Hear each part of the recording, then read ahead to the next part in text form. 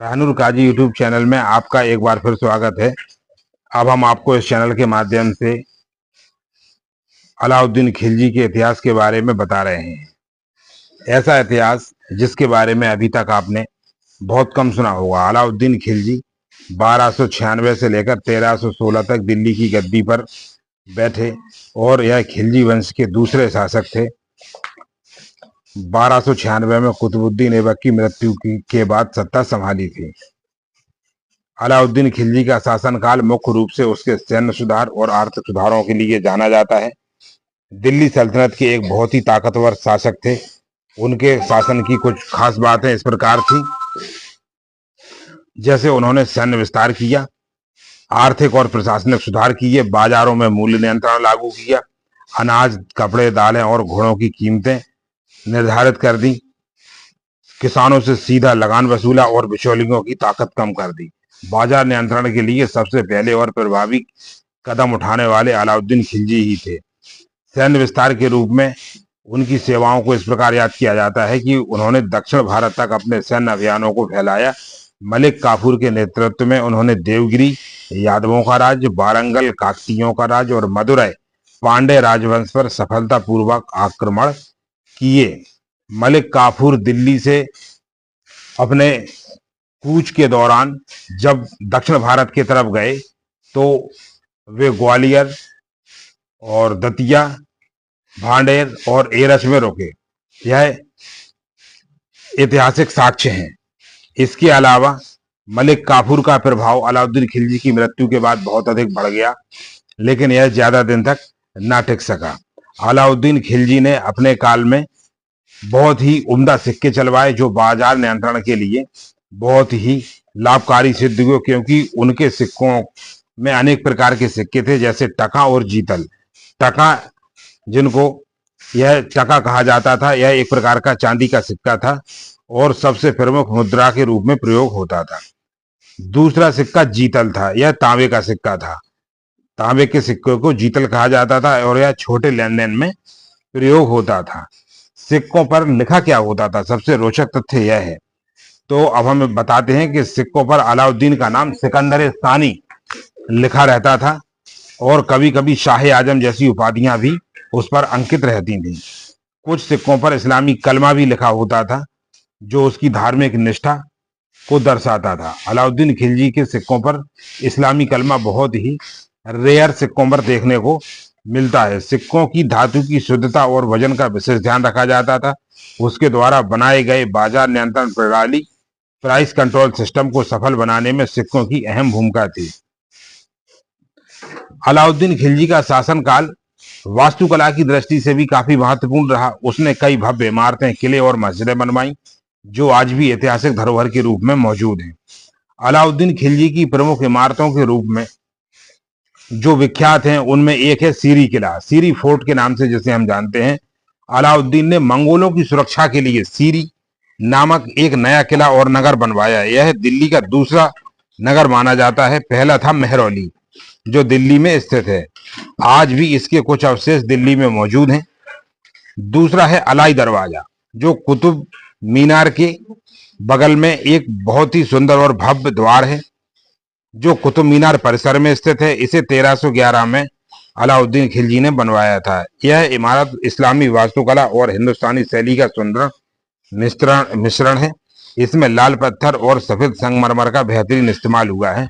लेकिन अलाई मीनार इसके पास में ही बनाई गई है, लेकिन दुर्भाग्य से अलाई मीनार को कुतुब मीनार से ऊंची बनाया जाना था, लेकिन उसी समय अलाउद्दीन खिलजी की मृत्यु हो गई और वो अलाई मीनार अधूरी बनी रह गई है। आज भी उसी तरीके से खड़ी हुई है। अलाउद्दीन खिलजी ने कुतुब मीनार से दुगनी ऊंची मीनार बनाने का सपना देखा था। इसका निर्माण शुरू हुआ, लेकिन उसकी मृत्यु के बाद यह सपना अधूरा रह गया। जामा मस्जिद सीरी, उसने सीरी में एक बहुत बड़ी मस्जिद बनवाई थी, लेकिन आज इसके बहुत कम अवशेष बचे हैं। और वास्तुकला की विशेषताओं में इस्लामी शैली में गुंबद, मेहराबें और मीनारें शामिल थी। भारतीय कारीगरों के कारण इसमें स्थानीय शिल्प कला का भी प्रभाव था।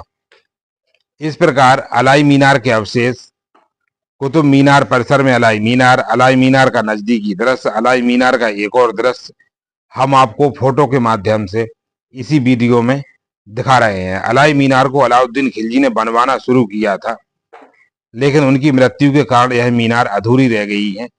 जब भी आप कभी कुतुब मीनार परिसर में देखने जाएं तो बगल में ही अलाई मीनार अधूरी बनी आज भी अपने ऐतिहासिक महत्व को दर्शाती है। अलाउद्दीन खिलजी का संबंध खिलजी वंश से था। हम अब उसके परिवार खानदान के बारे में बता रहे हैं। यह बहुत ही महत्वपूर्ण खानदान था।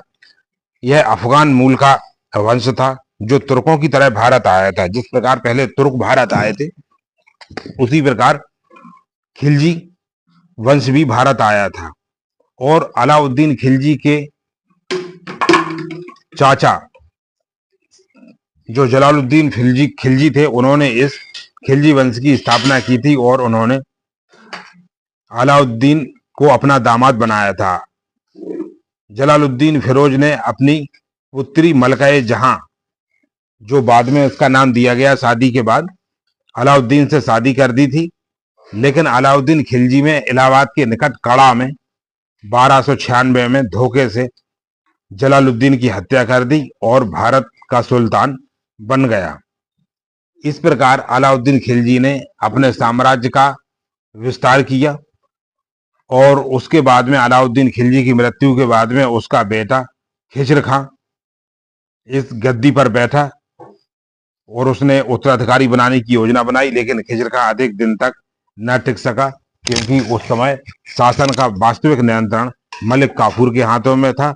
और उसके बाद में एक दूसरा बेटा शहाबुद्दीन उमर भी दिल्ली के सल्तनत पर बैठा। मलिक काफूर कौन थे, अब यह जानना बहुत जरूरी है, क्योंकि मलिक काफूर अलाउद्दीन खिलजी के प्रमुख सेनापति थे। अलाउद्दीन खिलजी ने मलिक काफूर को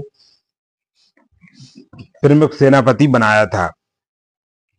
मलिक काफूर एक हबशी गुलाम थे और दक्षिण भारत में साम्राज्य विस्तार के लिए मलिक काफूर का नाम बहुत ही महत्व से लिया जाता है। अलाउद्दीन खिलजी का वंश वृक्ष हम एक वीडियो के माध्यम से आपको इसमें दिखा रहे हैं।